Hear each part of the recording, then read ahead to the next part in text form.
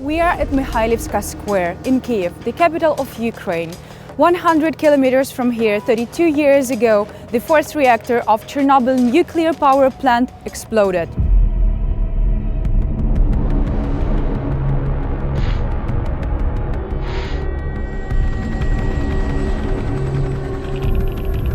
As a result of the accident, an incredible amount of radioactive material was thrown into the atmosphere. Wind spread this radioactive material thousands of kilometers from the power plant. We will check the background level of radiation in Kiev today. I will be using the FLIR identifinder R440 to measure the level of radiation. FLIR is known for its thermal cameras that can see in the dark. FLIR also manufactures chemical, biological, radiation and explosive detectors. And identifinder R440 is one of the radionuclide identification devices that FLIR manufactures. Let's check the level of radiation.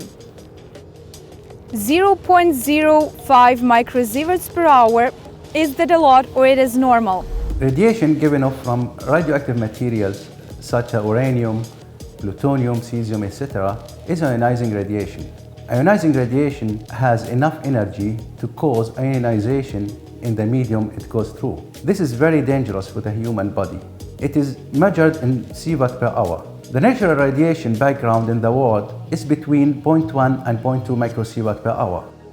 1 microsievert is 1/1,000,000th of the sievert. What is the source for this radiation? Almost everything. Cosmic rays, mountains, concrete, water, food, you and I.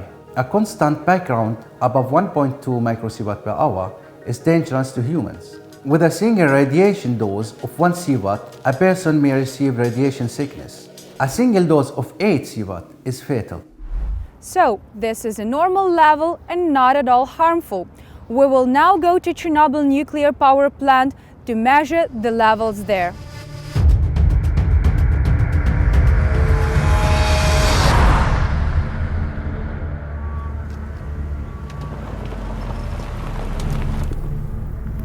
I'm at checkpoint Détection, the main entrance to the Chernobyl exclusion zone. It is 30 kilometers from the reactor. The radiation level here is 0.05 microsieverts per hour. This is about the same as background radiation in Kiev. I will be spending a few hours here. To measure the total amount of radiation I observed during the stay here, I will be using the FLIR identifinder R100.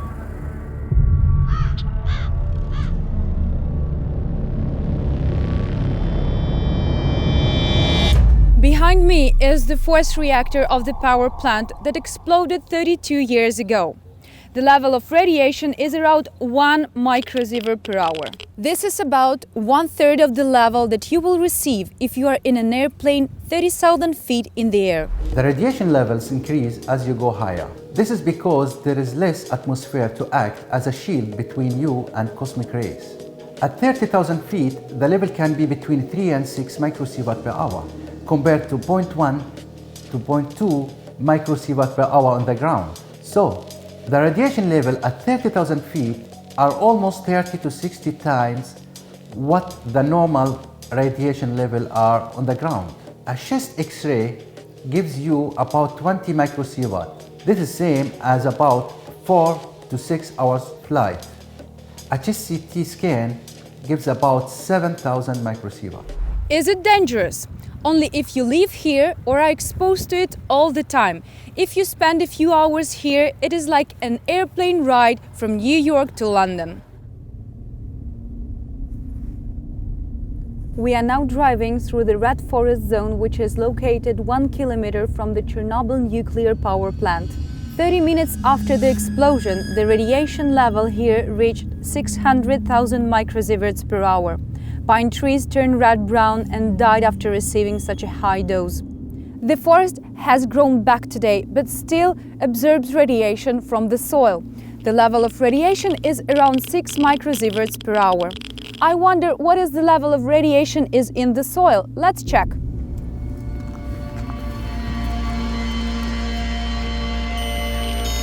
It is relatively high at 10 microsieverts per hour.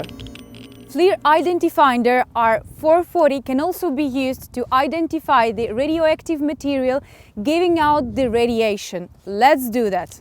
The radionuclide identified is cesium-137.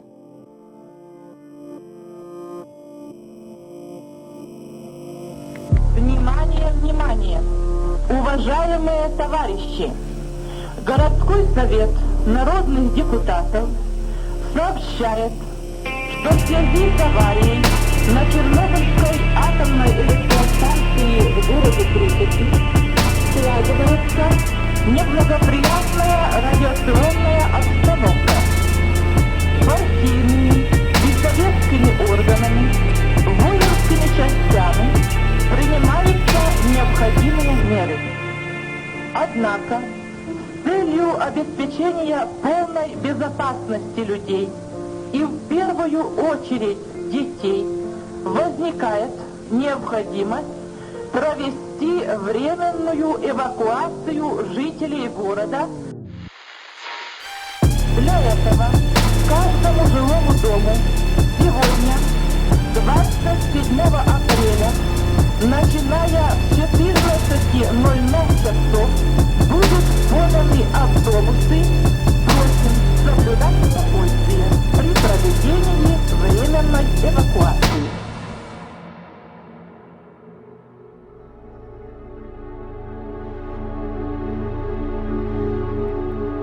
I'm in Pripyat at a children's playground. It is 3 kilometers from the power plant. On April 27, 1986, a day after the explosion, the entire population of the city, around 50,000 people, were evacuated. Now the city is like a museum. You can arrange for a tour of the city using a travel agency.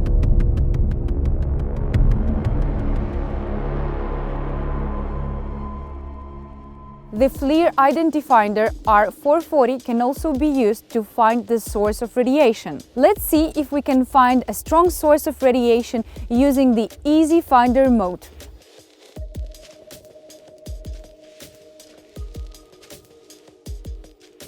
The arrow is pointing towards the Ferris wheel.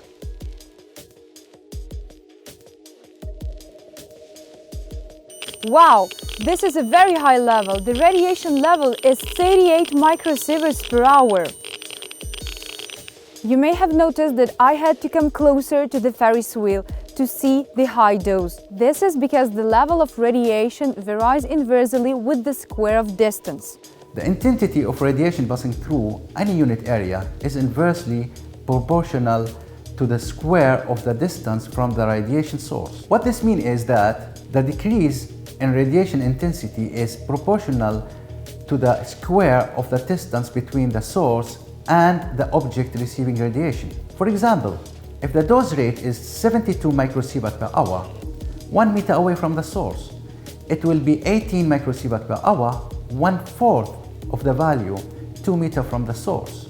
It will be 8 microsieverts per hour, 1/9 of the value 3 meters away.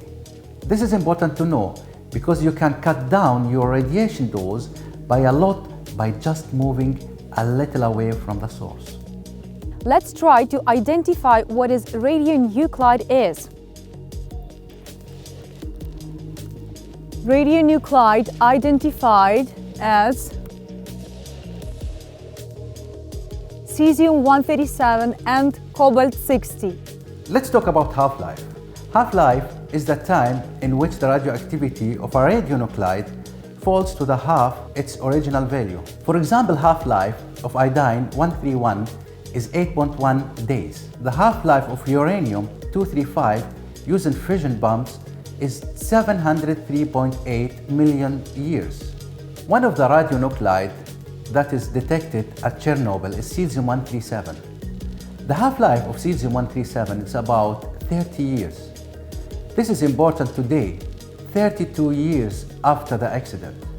The amount of radioactivity present because of the cesium-137 at Chernobyl is still a little less than half its original value.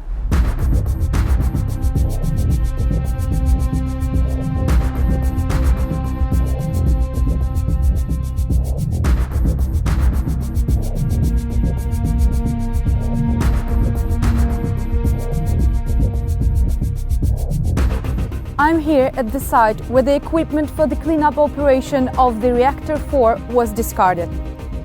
Here is the grappler which was used to pick up pieces of the reactor. Even after extensive decontamination, large amounts of radioactive materials was left on the grappler. Let's see and measure the level of radiation on the grappler. Wow, this is a very high dose rate. We are now moving away from the allowed route, and as you can see, the radiation levels have increased. The radiation here is irregular. It is therefore necessary to move strictly along the allowed routes. It is even more difficult to leave the exclusion zone than to get into it. At the checkpoint, radiological safety officers carefully examine each vehicle and all passengers to check the radiation dose they receive. In addition, they will check if you are smuggling something from the zone. You can be fined for this or even be imprisoned. Let's see the total dose I received during my stay at Chernobyl, recorded by the FLIR&HTDS R100, 3.99 microsieverts, which is the same as 1 hour flight on 30,000 feet.